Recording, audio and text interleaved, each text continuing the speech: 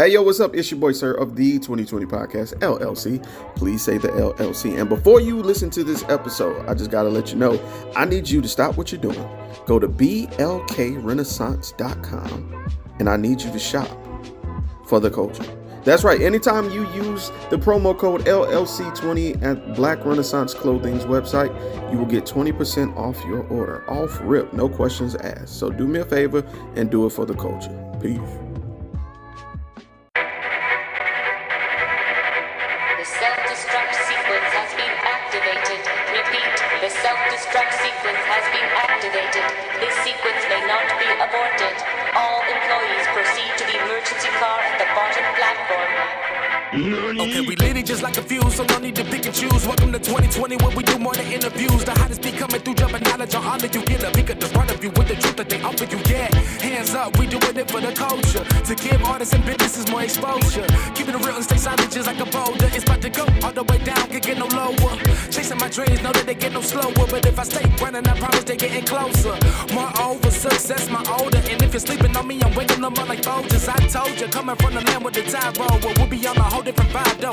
We like to ride slow and keep our windows tinted so you really can see us like Stevie Wonder waking up with his eyes closed. Yeah, got the kind of flow that rock the boat. On my 16s of pounds of dough. And if you figure you can hang with me on the mic, then grab some rope. Matter of fact, better grab some hope while you at it. We keep it live, it's time to tune in. Turn up the sound on what you're using. It goes so hard, I think it's bruising. The show is 2020, no need to zoom in. Yeah. I just feel like sounding like a toddler all the time and all that great. Hey, Ashley, I heard you like Game of Thrones. Hey, Jeremy, I totally love Game of Thrones. Well, I've been watching this show called House of the Dragon on HBO Max. And I figured we did such a great thing on the first review, we should do it again. I support that. I've been enjoying House of the Dragon. So, as my people have said in the past, let's talk about House of Dragons. Alright, I ain't know what you was going for. Sorry, I ain't have nothing prepared for that. The black folks have been calling that House of Dragons. Okay. I'll take note of that. So we started out here, some visions of the chaos. I typed the notes. Oh, in case this is your first time listening to us, we take notes while we watching. Indeed. And we share with y'all our notes to kind of recap what happened in the episode. So we just gonna hit the ground running. All right. So I started out. My first note was chaos piano, because there was all bunch of chaos going on. People getting pulled up in the middle of the night, and there was a piano playing. What you got? In case we didn't mention, this is episode 2 we're reviewing. Here. What's the name of this one? Rhaenyra the Terrible or something like that? Something like that. Yeah. I don't actually pay attention to the titles. Maybe I should. Yeah, kind of important. Actually, my first note was about Aegon being all angry. He was destroying his dad's Lego set and screaming about war over and over again. Yeah. He did say, "I'll kill them all." He did. Alluding to the first scene that opened up with, because I had a couple more notes. I said, chaos piano, niggas in bonnets. I saw a lot of niggas in bonnets. And I saw Aegon going off, but all I could think was Kristoff is a bitch. So that's what I put. That's the only thing I was thinking of, because he was walking around. He was the first face we saw, that we recognized. I was like, oh, this nigga's a bitch. And then we got to Aegon. He going off. And I'll kill them all, and he's destroying his granddad's. I don't know if you remember. That's the granddad's model set he was making. That was his dad's model set. I mean, yeah. Oh, yeah. My bad. Yeah, his dad. My bad. I'm calling him granddad because the nigga was so old. Yeah. But that's his dad. He's destroying his dad's shit and saying, "I'll kill them all." And I also put a note that says, "Aegon declares war on model democracy." I feel like it was symbolic. It's a joke, but I feel like it's very symbolic of what's about to happen. He does scream about him being the king multiple times and calling this tyranny and treachery. So it is given this is becoming a dictatorship and not a monarch. And we move on to after he destroying stuff. We get Amon, who's just kind of walking through investigating. And I just put Amon is sharp because he notices the pieces of gold or the tools on the map where him and bitch was making plans. But he noticed one of the gold coins. The ones that Blood stole in the previous episode. He noticed one of them under the table. So that kind of told him, who was at play, which he refers to later on. And then we go to the main family. It's Otto, the hand, the conference. The conference is happening at this point. Before that. Okay. Before that, we have the scene where Allison is talking to Otto in her room. And she's grieving. She's, visibly devastated about it. She blames herself for, I guess not being there to stop them some kind of way. I don't know what the fuck. And she's also is like hurting for Helena, which is the daughter and the mother of the baby. Her dad kind of tries to come up to console her, but she rejects him. Like, I've noticed that this episode is gonna piss you off a lot, but I'm trying to give her some grace because I seen on the third time watching this that she is not good with that physical contact. Some people are very good at expressing their emotions and like hugging other people and stuff. She is not one of those people. If you ever had a friend who cannot have a hug, who look at you crazy when you want a hug, Allison gives me those vibes. Like it seems like she can't open up even to the people who are closest to her. And I think she's probably closer to her father than even to her own kids. And she couldn't even accept him trying to console her, and all he tried to do was put a hand on her shoulder, and she wouldn't even take that. So, and I'm sorry. Go ahead, you can say. I was just gonna I noted on that little piece a little bit. I think that's interesting, like a good observation, because in my notes I have Otto is oddly calm. He's detached from emotions 100%. Completely. 100%. He's not affected, that he's more insulted that his grandson is dead versus grieving. Yeah. Everybody's a pawn. That's what I put. He's detached from emotions. Everybody's a pawn. And then I put, he's a dad for once to Allie. Allie blames the thoughtetry because she mentions that they're cursed. And she's scratching at her neck. Yeah. Which is where that necklace is that she always takes off before she starts fucking. And she also mentions that she feels like the gods are punishing her. Her specifically. Not her family, but her. Just her. And he then starts hatching a plan. And now keep in mind, I just said in my notes, everybody's a pawn. Oh, he's a dad once for Allie. Allie blames thoughtetry. Never mind, everybody's a pawn again. Because he's already trying to use the baby. Goddamn, for political reasons. Man. So then now we're at the scene with everybody in the conference room. In the council, yeah. The council. So, goddamn, Aegon roll up on Cole Christoph, right? Christian Cole. Whatever. J. Cole Christoph. I don't fuck with this nigga, bro. So pardon me. I know niggas gonna be upset with me getting the name wrong. They got upset with us for getting the princess's name wrong. Yes. Oh, let me that formally nigga on TikTok. Correct myself. Her name is Auntie Rhaenys. Yeah, we're gonna call her Auntie Niecy from here on out, bro. My apologies. Please don't come for me. Right. I'm so sorry. I will block you.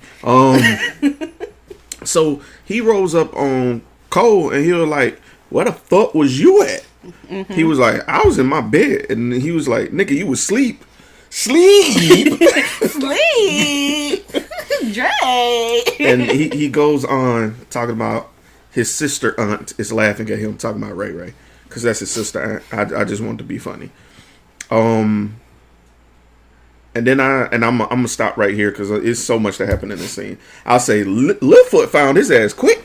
Man, Littlefoot pulled up and said, "Hey, yo, we got blood in the cut. You want me to torture him?" He said, You want me to torture him, or you want to? What's up? What you want to do with him? What you want me to do, Because my boy? we got him right here. The niggas, he finished. Man, I put on mine that Aegon blames Ray Ray. He immediately accused her of being the reason or the one who did this. Mm-hmm. It was no ifs, no ands, no buts about it. But I feel like both Otto and Alicent, they didn't really say that. They didn't really defend Rhaenyra, but they also didn't outright accuse her. Like, I feel like Otto, I get what you're saying. Otto used this because he knew that it would make her look bad, but I don't think he thinks she did it. I think Otto knows that this was a Daemon deed. And I think that Alicent probably just feels like this is out of character for Rhaenyra, especially since she lost the baby too, and they were friends for a long time. Let me put it a different way. I don't think Otto gives a fuck either way. Agreed. I think Otto's just like, I want to win. This is I don't give a fuck opportunity. who did it. Let's blame the bitch anyway. I agree. I agree with that notion, but I think that he also truly doesn't think she did it. Well, I mean, it was dispelled. I mean, almost immediately. Yeah. Well, not immediately. It was dispelled later. Yeah, we're gonna get to that part. You know what I'm saying? See But what he's mean. but he didn't turn a nose when he got that information though. Right. So he really didn't give a fuck. Mm-hmm. Because even when a nigga angry and when they drunk, you get the true person. Indeed. And we'll talk. We'll But get to I that. feel like Alicent, when she heard him blame Rhaenyra, she kind of perked up a bit, and it didn't give me the. I feel like if she believed that it was Rhaenyra, it would be way more vitriolic, and it wasn't. But Aegon did began to kind of question the loyalty of his council. Remember, he was blaming everybody in the room at some point. Was it you? Was it you? And Otto was just down to use this to get public favor no matter what the cost was. Aegon wasn't really with his plan. He was like, I don't like this shit. Y'all ain't finna be parading my son around like this, goddammit. You know what? And I'm sorry. I'm a hit reverse for a second. The reason Alicent was kind of shocked and perked her ears up when they accused her is because she know her best friend wouldn't do that. Yeah, that's what I said. Yeah. She knows her best friend. She just knows that that's not something in her character. Especially after losing a child. She has enough heart to never wish that on anybody. Indeed. I feel like Alicent 100% knew that it was never Rhaenyra that did this. But yeah, we said Littlefoot finds blood, and then Otto breaks down his plan. Mm-hmm. He was saying basically he want everybody to see the baby with his scars. Mm-hmm. That doll they put up there, baby. Hold on. Okay, Hold I'm on. Before we get to the funeral, there's a couple more parts I want to hit on. I'm sorry. When they was like, "Yo, we got the nigga that killed the kid." You know, he had the baby head and everything. We caught the nigga red-handed. Yeah. Pun intended. Everybody like, well, don't kill him. Just get the info. And he was like, all right, you know what I'm saying? Because he might have some more dirt. It might be somebody in here working with his ass. Mm-hmm. And that's when he went blaming on everybody. And that's when they said, let's blame it on Ray Ray. Mm-hmm. And I put this right here because Aegon used a bitch and that's okay. Use the dead baby pawn. Lie on them to get loyalty. And she was like, I don't want to go to the funeral. And he said, no, you going to ride in this funeral. I don't give a fuck what you think. Aegon, you stay home. I thought that was odd. He didn't get to go to his own baby's funeral. Of course not. You want to know why? Because he's an X Factor and he can't control him right now. I see that. But did you peep when Aegon said they think I'm weak and Otto said, yeah. You are weak. Yeah, you's a bitch. You is. Otto said, yeah, you're weak. They already think you're weak. He said they're going to think I'm weak. They And already Otto think you weak, my boy. They already think you weak. Otherwise, this wouldn't have happened. Period. Yeah. And that will come to bite him in the ass. In hindsight, though, I don't think Daemon ever had any intention on taking that head from them. What you mean? He knew that regardless if it was Aemon or whoever else that they put in that bag, I don't think Daemon was ever gonna come back to get the head as proof or pay them. Oh no, because he was already home. I think he knew from a jump that this was a dead end mission, and he was at allowing them to home, die. babe. When the word got back, how Yeah. you gonna collect them and pay them? Yeah, and I think that's why he got caught. He got caught with the head Because he was still waiting there, and he still wasn't waiting, there. and Damon was not there. Covering his tracks. And failed goddamn because the moment he got caught, what the man said. We gonna get to it. Yeah. All right, so we at the funeral. Well, no. Before we get to the funeral, she goes to talk to her daughter because she got to relay to the daughter, which is fucked up. She got to relay the word to the daughter that we got to do a funeral. This is the same goddamn day, by the way. Yes, all this is happening at the same time. So she like, I don't want to do it because I don't like people. Helena says this. You know, and she like, well, you got to do this, so you got to do it. And she like, why? And the mama don't have an answer. She basically said, "This is what we do because we are women, and this is what the women are expected to do." But Helena is legitimately devastated. Like, she's carrying around her son's blanket in her arm. Mm-hmm. Like, And then she has the audacity to try and, hey, what you saw with me and Cole? And she's like, nigga, I don't want to talk about this shit. yeah. I do not want to know. Right. She basically takes the blanket she's holding and she shows it in her mom's arm and says, "Give this to my son." That girl is looking for absolution and she is not getting it. Baby.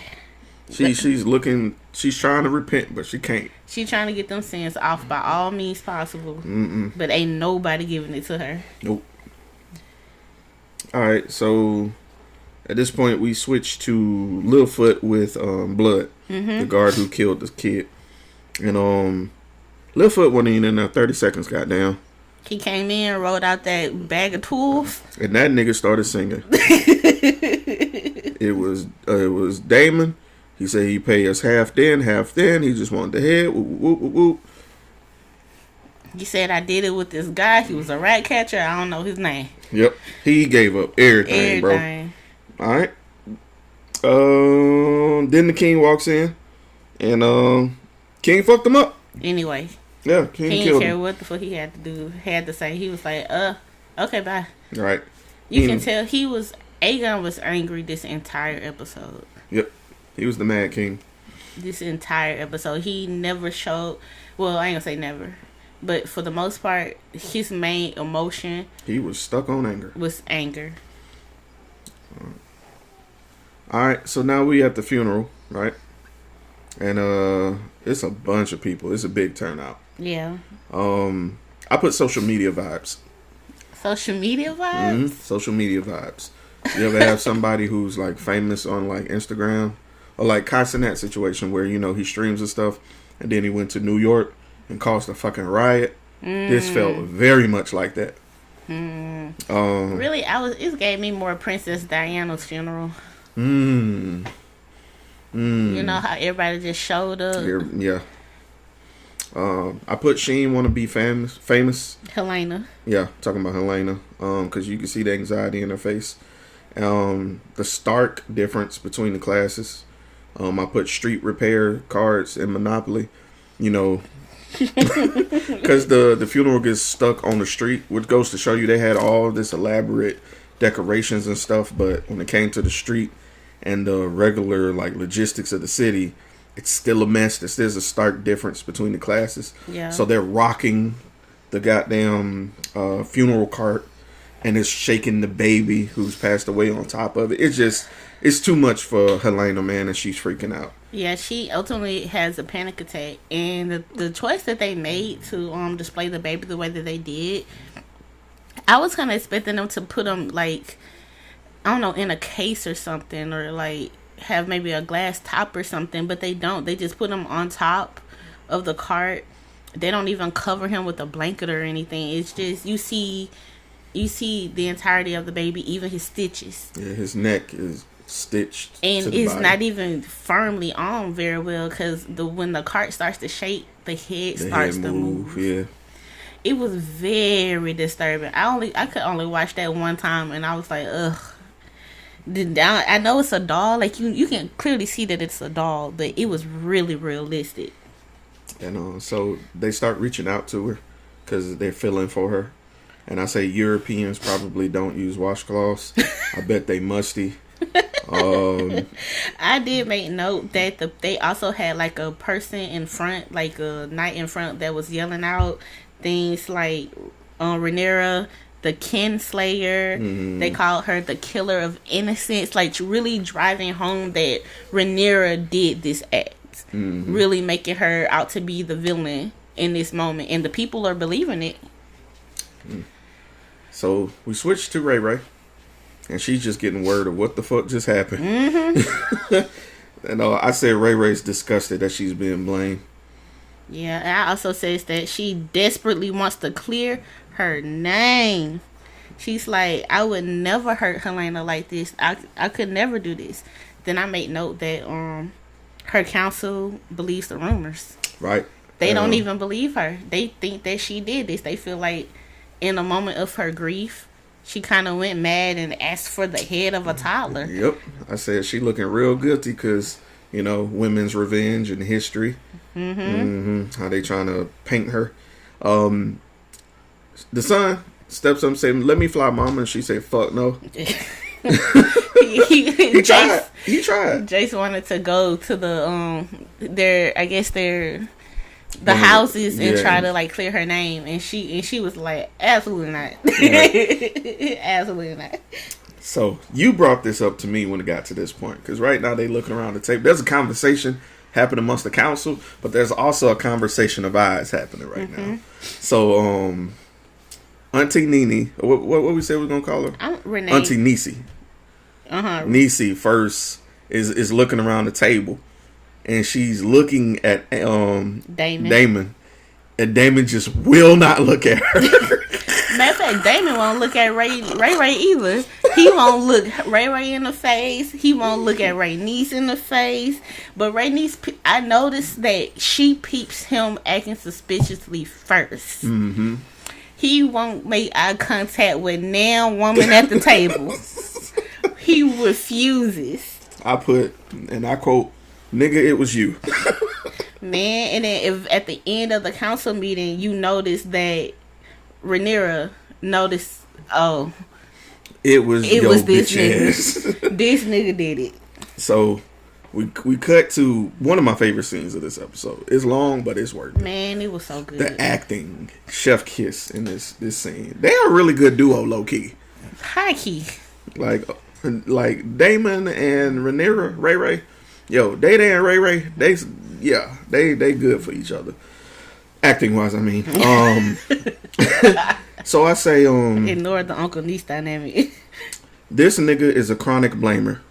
Man. Cause you remember last episode, who was walking around blaming? Damon. Alright. And what's funny is it's like a stark parallel between the two houses if you really think about it. Because Aegon was doing the exact same thing. Walking around blaming everybody. He was just like his uncle. Absolutely like his uncle. Walking around blaming everybody, just passing off, just going through the grief differently. And I say I just got a few notes from the argument. I'm just gonna go through them all if you don't mind, then I'll let you get it. I say this nigga's a chronic blamer. He states that I cannot be responsible. Ray pretty much responds with, "You fucked me, bro." And Dad was right not to trust you. And he was trying to tell you that he's loyal. He does whatever she say. And she was like, "Nah, you loyal to a degree." And I say this: say I'm queen, Damon. Say I'm queen. And I say, gaslighting. My brother was a pussy. It was a mistake. Yeah, I basically got what you got, bro. I ain't gonna hold you, bro. That nigga Damon is he was is deflecting wild, hard as fuck when he said it wasn't my fault, but you sent them niggas. They wouldn't beat us if it wasn't for you. Right. But okay, so on my notes, I said that he's using Rhaenyra for his own revenge. It was never about her to begin with. He denies that he had anything to do with it at first. At first he said he didn't have anything to do with it. Then he says he can't be held accountable for what happened. And Rhaenyra's like, I don't believe either one of them motherfucking statements you just said. Ray Ray's like, you have weakened me in the eyes of my the people who are loyal to me, and the council thinks I am capable of doing something fucking heinous now. And this basically angers Daemon to the point that he damn near about to put hands on her, like. And then they start arguing over the birthright shit. He don't believe that his brother gave Ray Ray the throne because of her wit, but he thinks it was like a get back. Yeah, something against him personally. And she's like, nigga, it was always gonna be me because my dad never trusted your ass. And he's like, that can't possibly true. Everybody just fears me. And Ray's like, no, nigga, we can't trust your ass. Nobody's afraid of you. And he then claims at the very end that the baby stuff was a mistake. Which ultimately leads him to running away. And I may know that I said, and y'all might not agree with me, but I think that his dragon looks like him. Like, I feel like they share facial features. You know how sometimes people's dogs can look like them? I feel that. I feel like his dragon looks like him. Y'all tell me if y'all think that in the comments. I said he egged his black baby when she said father. She ignored Bailey. He did. He straight ignored Bailey. And okay, so Ray gives her stepdaughter a mission, tells her to go out there and, you know what I'm saying, just observe for me, be my eyes with Moondancer, one of the dragons at King's Landing. You know what I'm saying, just, you know, they won't be looking for you, essentially. And I said Moondancer sounds fire, but it's too close to Moon Cricket. That's just my thought. What's Moon Cricket? Oh, you never heard Moon Cricket? It's a slang term for nigga. What? Because we would be at night singing Christian hymnals. Wow. And so we sounded like crickets to them. Yeah. Everything is racist. I'm sorry. Sorry I had to ruin that. And then I said Daddy went out for milk because she went and talked to... I mean, she said, well, Daddy went. He went to go get some milk, my nigga. She was like, I got this. What is this? Oh, this is the next scene. I say, I got this, Helena. That's when Aegon passed by his sister / queen, and they just looked at each other and didn't say anything. Yeah. It was like, I'm gonna get the nigga. But he didn't say it out loud, but I just felt like they understood each other. What'd you think about that look? I initially thought that he blamed her in a sense, but in hindsight, I think they both were just grieving. I don't think he blames her at all. I think that he just didn't know what to say to her, and she didn't know what to say to him. Because they kids. Yeah. I made note that he was walking around with guards protecting him, but Helena didn't have nobody but maids. Nobody. And have you noticed that nobody has asked her how she's doing yet? And I think this is like the last time we see her the whole episode. We go to the next scene and they breaking down the crib. I say rent a center for the crib because they are dismantling it. They're just wiping all existence away. Yeah. I don't think they're gonna use that room no more ever again. We then cut back to Ray, who's with her 2 kids, and she's playing with him, but she ain't really there. And she does this really long stare at the dust in the air, which mirrors a previous scene where Alicent was staring at what was thrown at the funeral. On the body, on the baby. The little confetti. Yeah. She had a moment where she paused and just stared at it too. I think those were flowers, like flower petals. I'm assuming. Either way, sound like it make my sinuses act up. Whatever it was. We then cut back to Alicent. Alicent is in her room, and she steps outside her door to see J. Cole out there, and she basically say, "Who know we fucking?" And he like, "Don't nobody know." And why would I tell? And she was like, "To seek absolution," because she thinks he feels guilty too, but he don't feel guilty. You don't think he feels guilty? Not at all. Not at all. Not at all. We're gonna come back to that. I also made note about the the statement of who know we fucking, and he said, no, she was like, did you tell anybody we fucking? And he was like, what kind of nigga you think I am? And she was like, a nigga who needs to be released from guilt. And he was like, there is no release for me. Right. So in hindsight, you're probably right. I think he lost his morals the day he chose Allison. I think he lost his morals the day he got broken up with, because that was when he became salty. I didn't put thought bubbles because she's decided to lay in the bath underwater and just look and blow bubbles.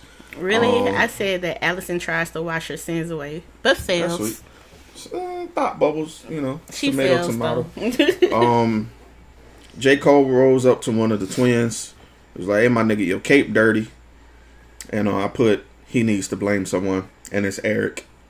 Yeah. Unfortunately. So I'm going to call this twin Green, the Green twin. And this is okay. Eric with the A. Yeah. But this is Green twin. He basically picks a fight with him to deflect blame.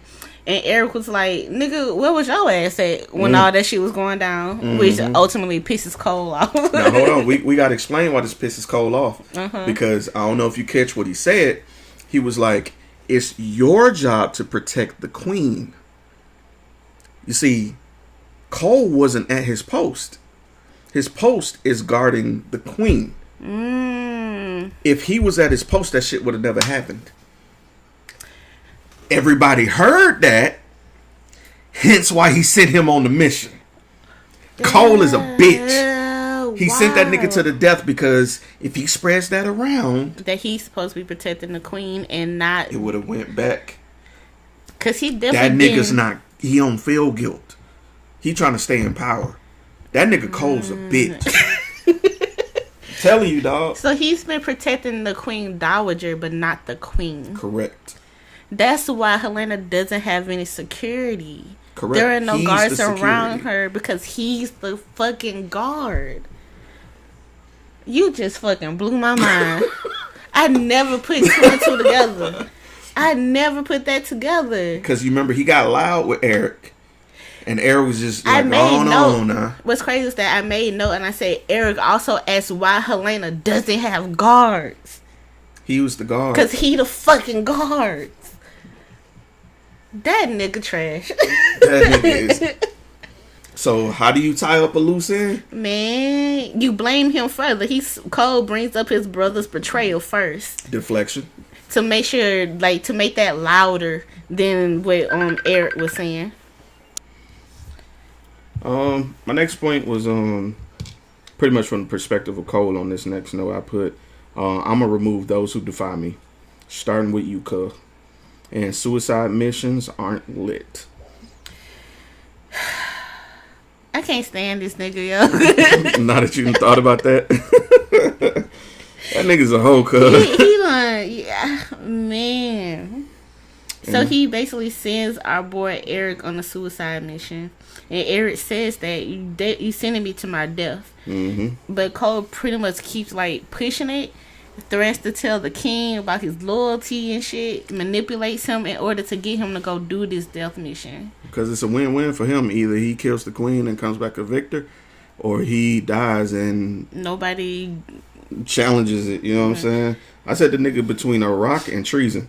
Man, it was when he told Eric that he had sullied the name of the knights. I was like, Deflection. get the fuck. Deflection, man. He was deflecting hard as fuck. That nigga Cole is one of the worst characters I've seen in a minute. Alright. So we cut to Bailey. I'm gonna call her Bailey because you know I'm a wrestling fan. We cut to Bailey standing outside shooting a crossbow. And that feels like it's deliberate. Because that little motherfucker is accurate. I don't know if you noticed. She was hitting that goddamn post pretty really good. With it. They didn't have I don't even know what to call this, like a cousin to cousin. Well, it's Jason. That was his fiance. Right, but they technically cousins. You know what I'm saying? They technically cousins. So he's talking to the widow of Jace, which is his No. Bayla, the one that comes up is Jace. I mean, she's. Hold on. He's Jace is talking to Luke's widow. No. No? Bayla is Jace's fiance. I thought Bayla was Luke's fiance. No, Luke is the betrothed to the younger sister. Jesus Christ, bro. This family tree. I need to see a family tree. And they names all sound so... Bruh, it's that A sound. That A sound is fucking me up. That AE sound. Alright, so anyway, these niggas is talking. They related. Let's just leave it at that. They start talking about... So let's talk about how we always say... Don't be doing this shit in front of the kids. Think you getting away with it because the kids gonna know. These niggas know exactly what the fuck is going on. They don't hide nothing from them. Bruh, she knows about her ain't shit dad. Mm-hmm. He knows who his parents are. Mm-hmm. I repeat, he knows who his parents are. Mm-hmm. Cause he talks about They talk about gay dad. Yeah, the uncle. Teaching them how to fish, teaching them shanties and shit. Yeah. And then he talks about Strong, his biological dad. Bio dad. And it was a specific line that she says to make you know that he knows he's the son of the Strongs. She said, he says, I think he loved us. And she says, of course he did. So, you know what I'm saying? Like the way Did you think that was for bio dad or for gay dad though? I thought it was my for answer gay is dad. yes. No, seriously, my answer is yes to both. Because I put my two dads in my notes. Because this is a situation where his situation now is so catastrophic. Yeah. He's got to cling to the positives in his life. Yeah. And gay dad and strong dad were the best male examples out there. They were. Like, by far. And they don't have either one of them anymore. And they're no longer in their lives. That's so sad. Mm-hmm. It's unfortunate. Their granddad was good to them, too. Their which granddad, one? which is the king. The Valerian? The Viserys, the king, the previous king. Oh, Viserys treated them like they was his. Like, that's one thing. That's one thing about Viserys I appreciate it.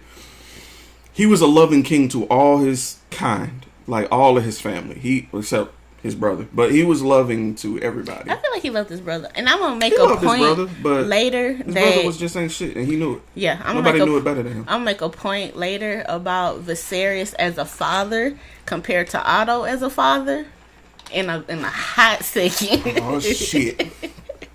But yeah, I didn't make any notes in that section. I feel like it was pretty much self-explanatory. Okay. We then skip to the next scene at the whole house. And this just shows that goddamn Aemon is just Daemon through and through. Because Aemon is sitting with the mistress of the whole house. And they're just having a conversation about what happened. He's just expressing what he knows, how he feels. He's being like really transparent. But what I noticed is that he is being treated like a son by this hoe. Man, that I put in my notes. This nigga Aemon in the brothel in a fetal position. Why is your notes like mine? Mine are like yours. He is 100% regressing to a child with this hoe. Because they're not kissing. She's just embracing him. Mm-hmm. And he's taking off his clothing because I think this is physically, spiritually, and mentally for him breaking down to like the corest form of him. Yeah. Like the most fetal. He's going back to being a kid. It's like this is the only place where he can truly be emotional. Crazy in the whole house is where he's comfortable. And show his comfortability and his remorse. You heard him say that he felt bad about killing Luke. Yep. Like he said he let his temper get the best of him. And he didn't mean for that to happen. And he expressed that to the mistress. It was a mistake. But he would never say that to his mom. He would never say that to his brothers. It was a mistake. He said it was a mistake. Where have we heard that before? It was oh yeah. He his uncle child. His uncle nephew, goddamn. But I also said that I took note of what the madam of the house said. She was like, when princes lose their temper, small folk suffer. Yep. And I was like, she's spitting because y'all about to suffer real bad in this war. Coming, goddamn. And then it also kind of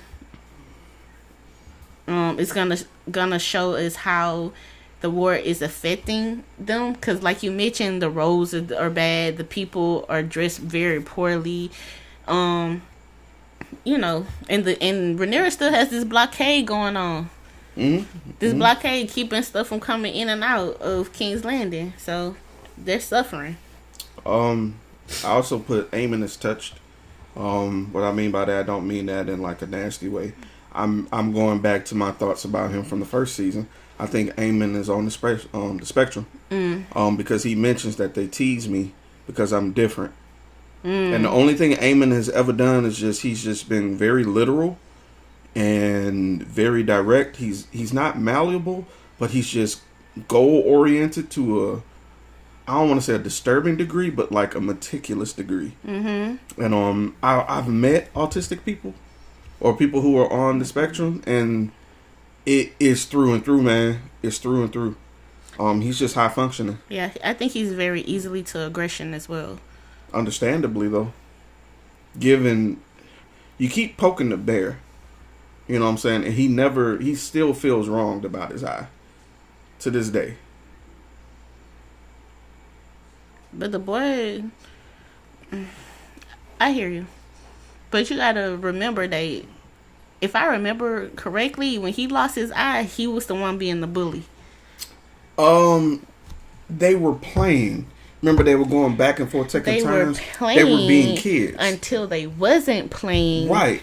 They started to fight. Right. Correct. I agree with you. But this goes to the point of sometimes kids who are on the spectrum don't get those societal cues, social cues of when to quit or when to stop. And I think that's what happened. It was just one kid feared another one, and why the fuck they had weapons, I'll never fucking know. Well, they were training.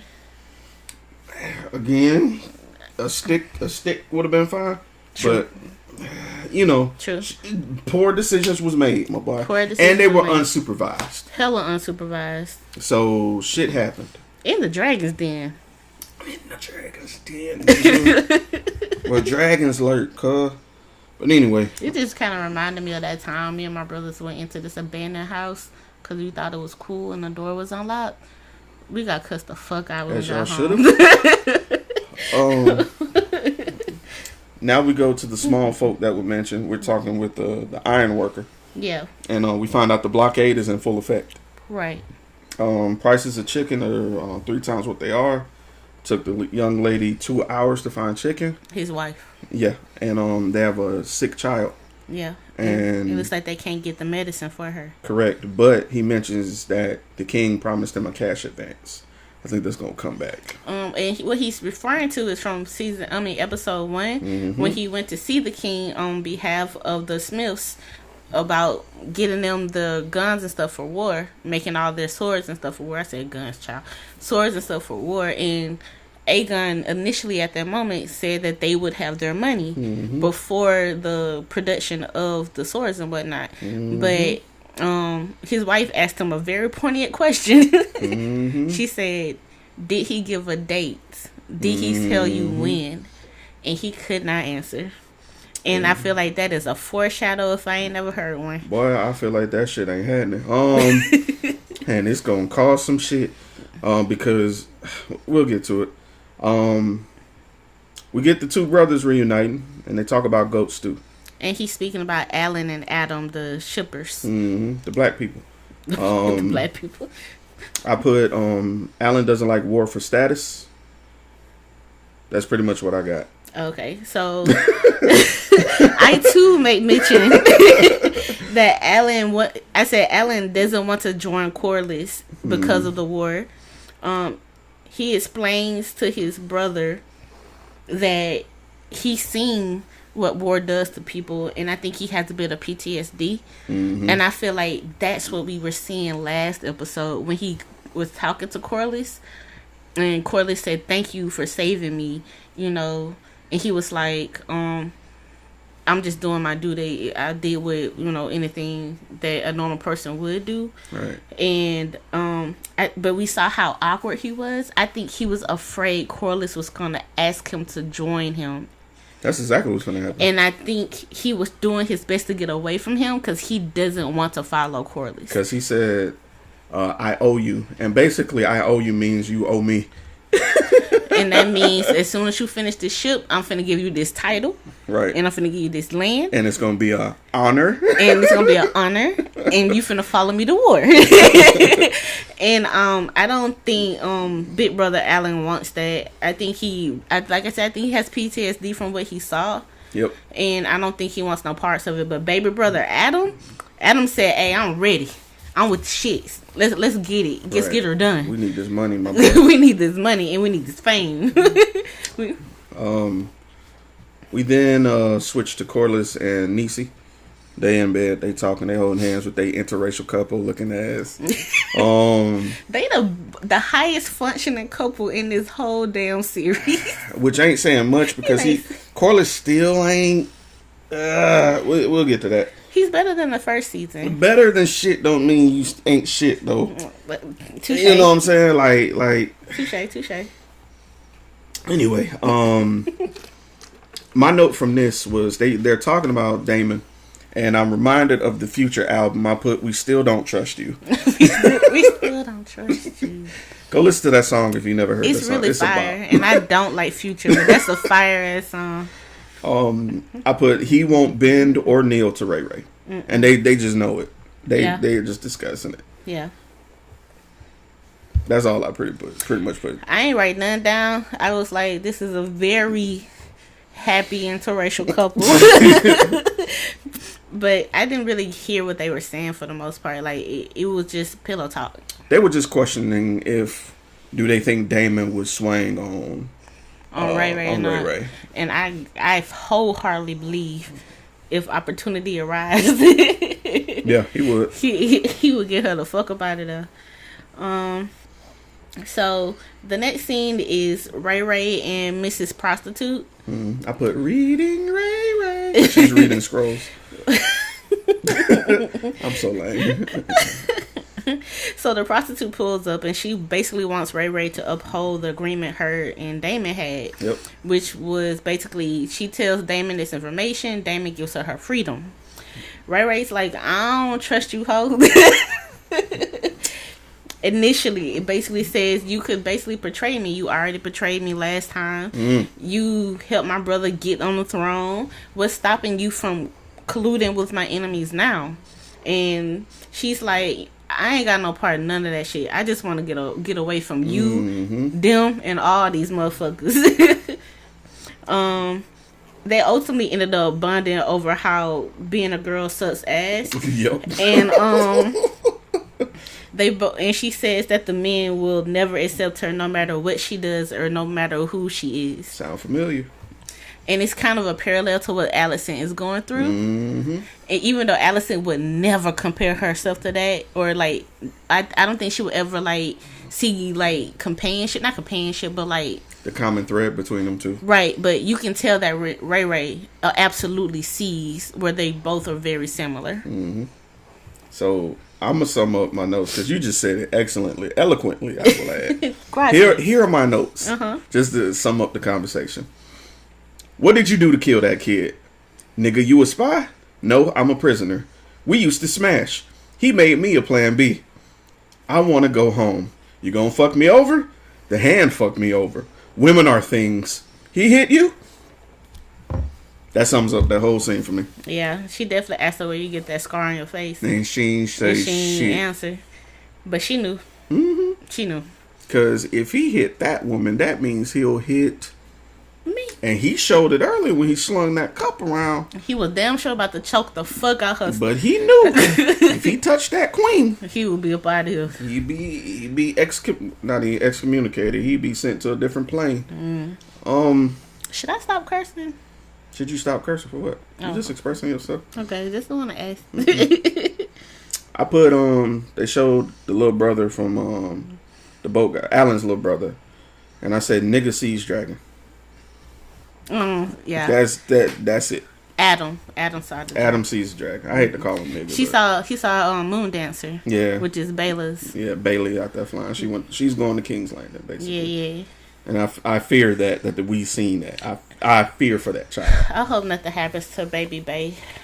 Speaking of fears, we're now to the next scene where I say cheese has expired. That was clever. You're so clever. I'll be trying. So I got get right down to the brass and knuckles. Aiden basically has all the rat catchers in the whole city hanged. Everybody, and that includes Cheese, of course. I made note that the doggo was sad. Yeah, I said poor Borky. He was sad to see his owner, killed. And essentially the people are grieving because they don't know why this was done.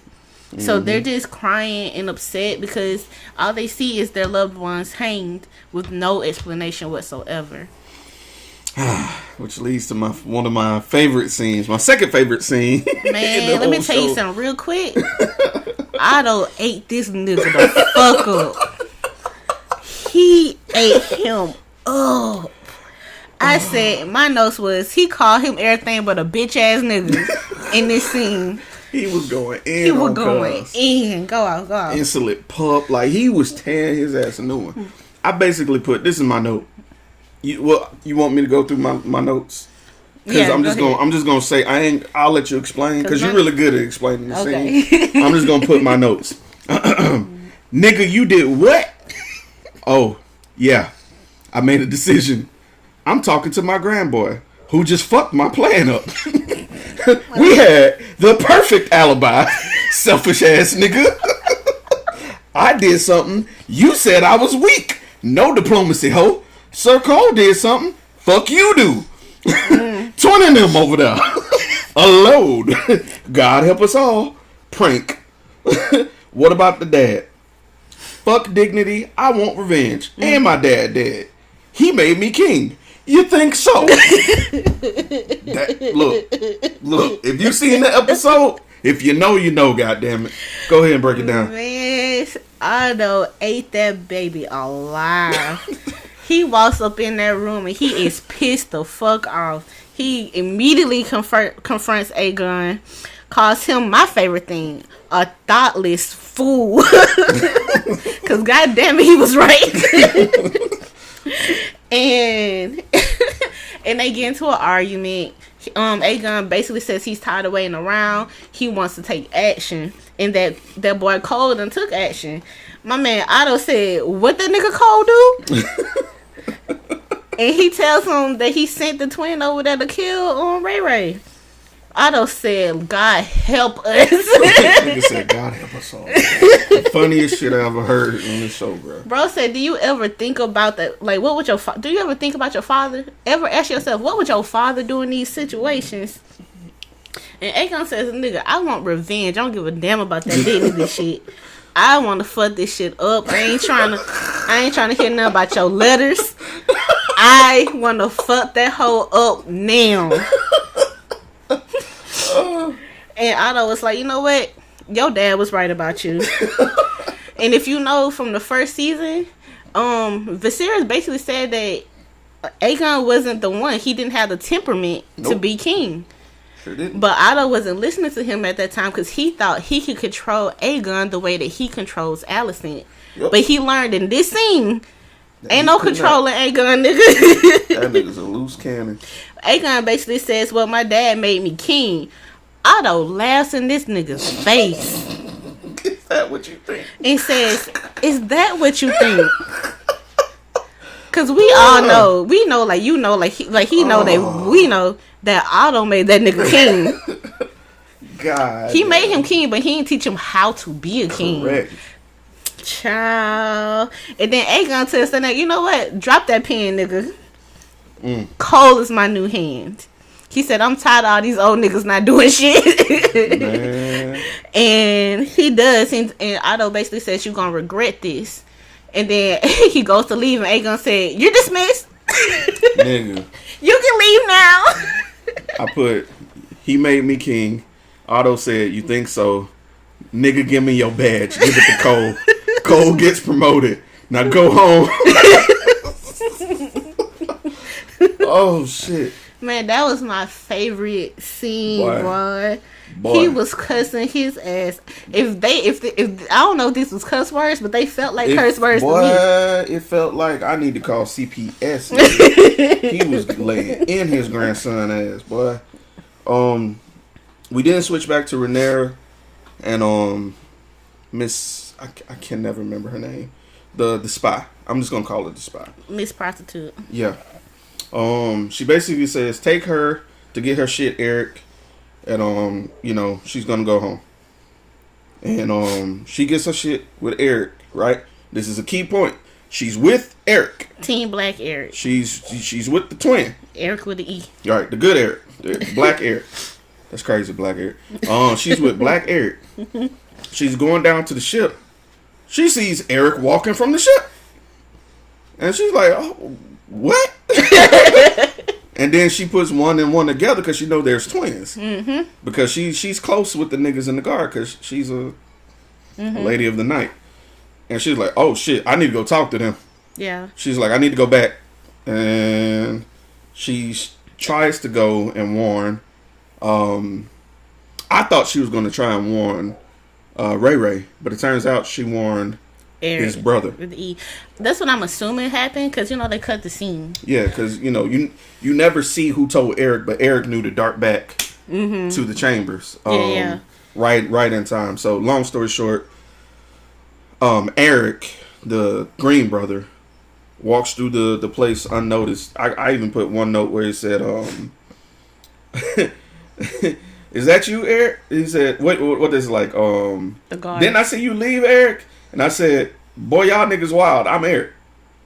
Pretty much saying like, y'all didn't see me leave. There's an enemy afoot. Y'all wild. I'm my brother. And he just walks in. He told them niggas they was slacking I out. was like, y'all niggas tripping. And just walked in the front fucking door. And they was confused like, wait, I know I just saw the commander. That nigga said, all he said was the enemy's afoot. And them niggas unlocked the door. That shit crazy. No questions asked. Just forgot he was a twin. Child. Oh, did we just see you? I'm a twin. Oh yeah, let him in. Do you think that many people know he's a twin though? Yeah. Absolutely. So this is the saddest scene. Mm-hmm. So basically, Team Green Eric gets into the castle and immediately goes to off our girl Ray. Mm-hmm. Ultimately, he gets all the way in her bedroom, pulls out his sword, about to do the deed when our boy Eric, Team Black Eric, stops him and they have a duel. Ultimately, brother. Boy, this was so sad. There was no music. There was Did absolutely you notice no there was a swell and then the music cuts off? Yeah, and all you hear is the sound of the swords clang against each other, Man. and them huffing and puffing, and Rhaenyra just trying to get away. Apparently, the door was locked. Yeah, he locked the door.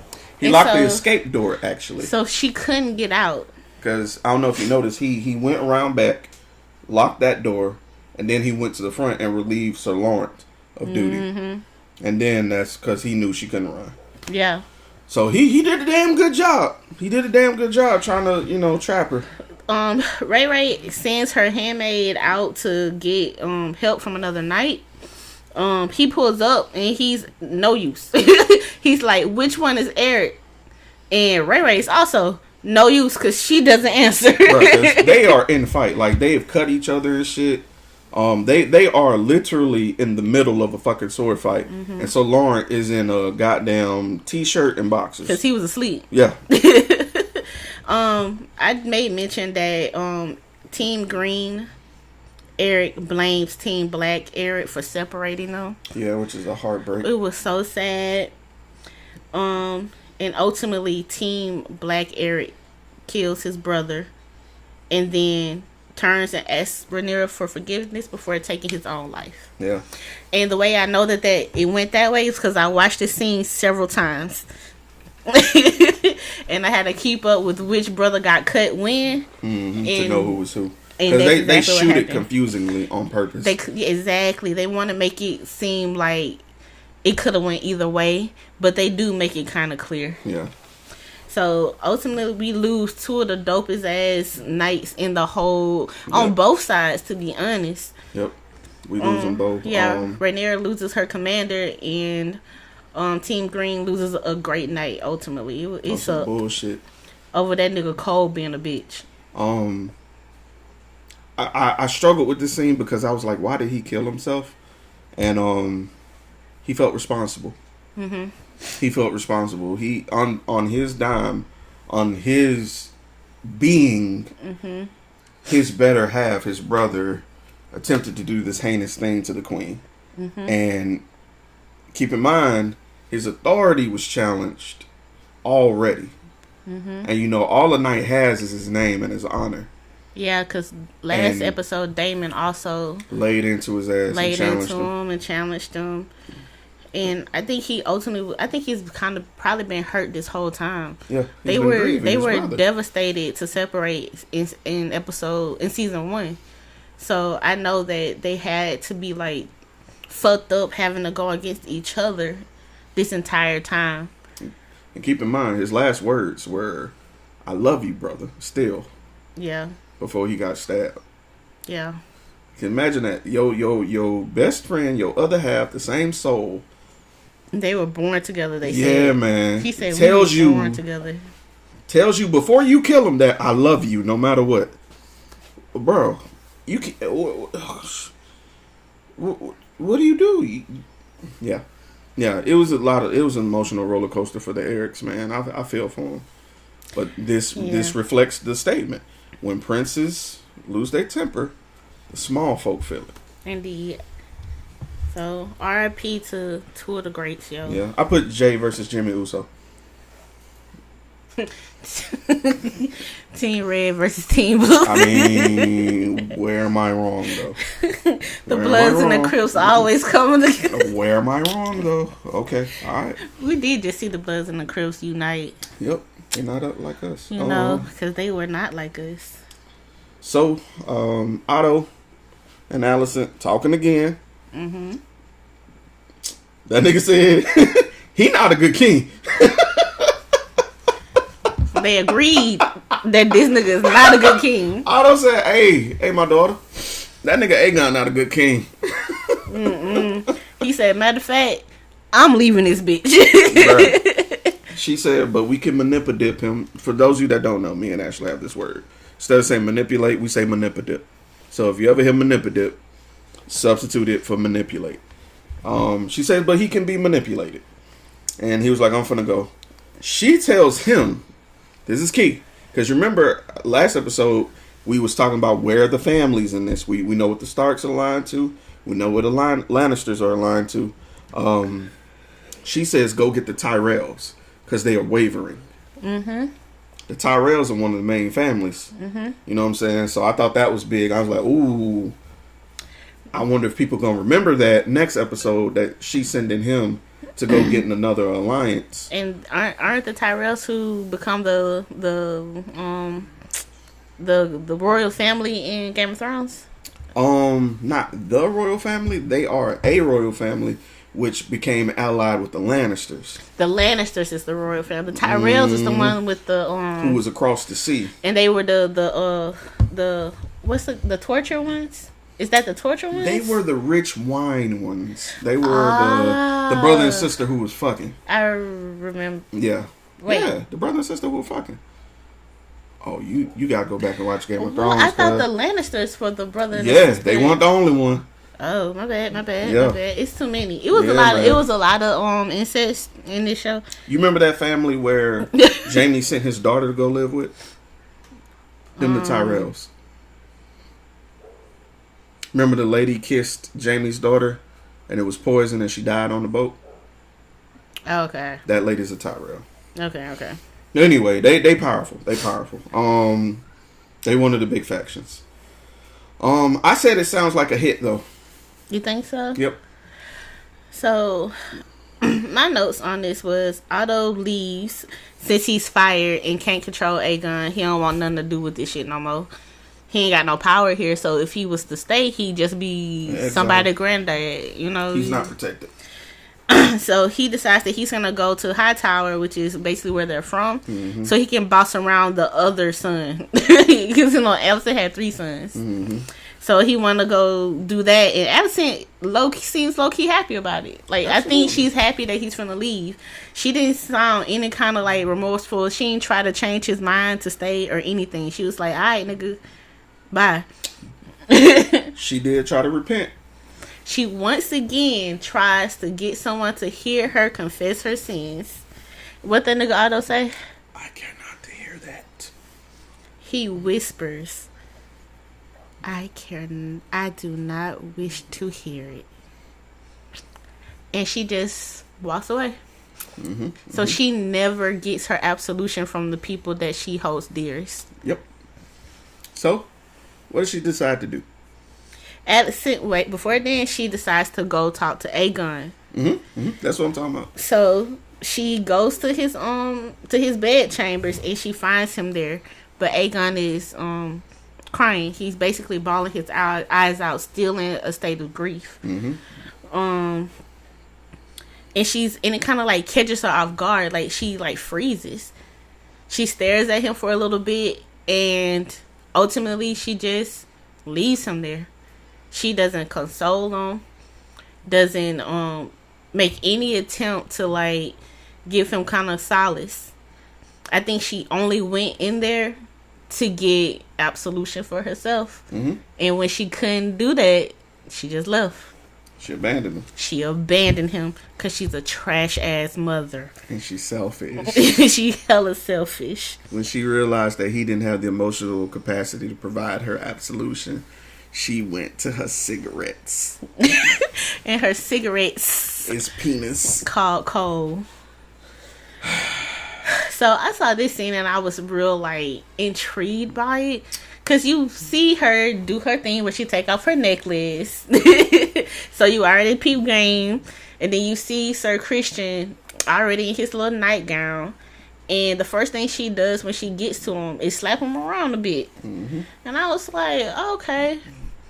She slapped him around a bit, you know, I guess releasing some of that frustration, some of that anger. And Cole's just letting her have it for a little bit.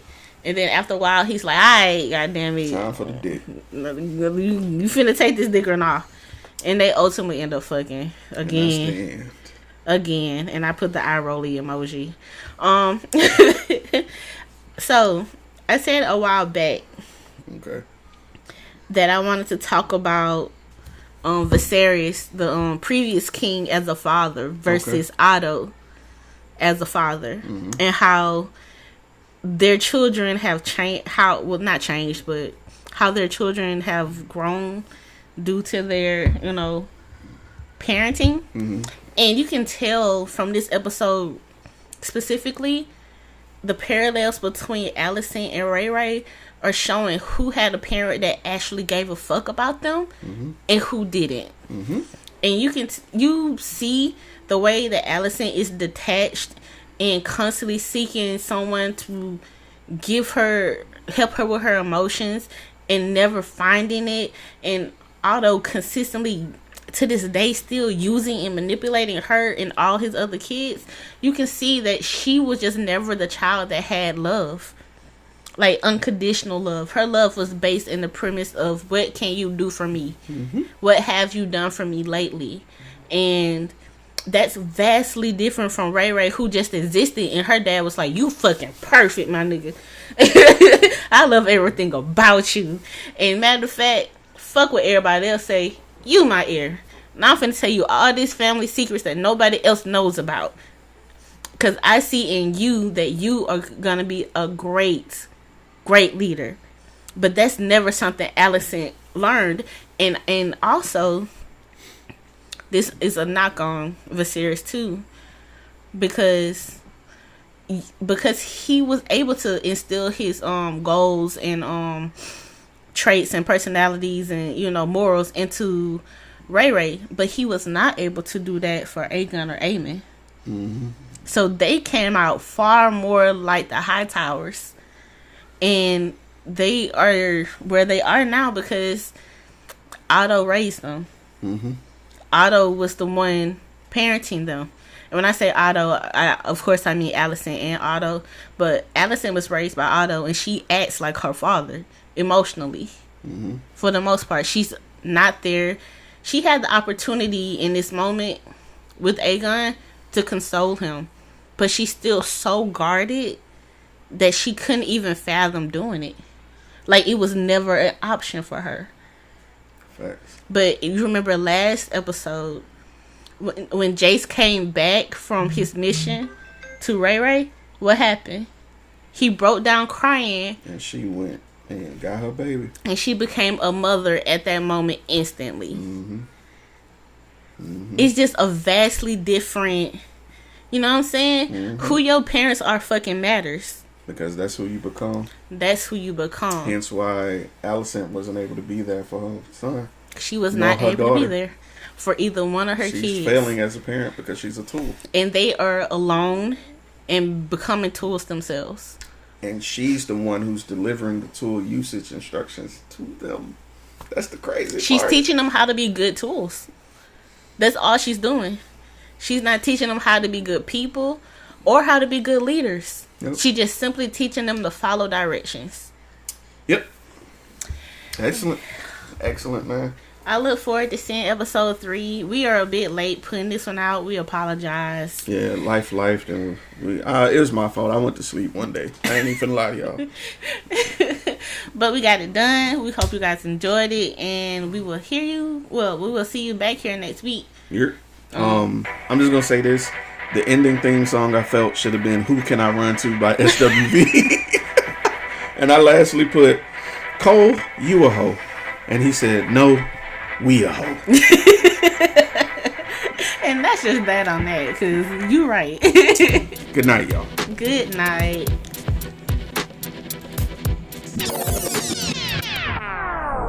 Can we put your business out in the streets? People be nosy anyway.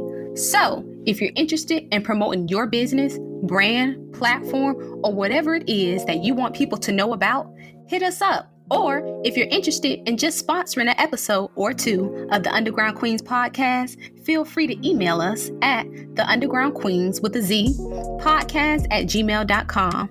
Again, that's the Underground Queens podcast @gmail.com. Or DM us on Instagram at the Underground Queens, or you can even hit us up on Facebook at Underground Queens. We look forward to working with you and helping putting your business out in the streets.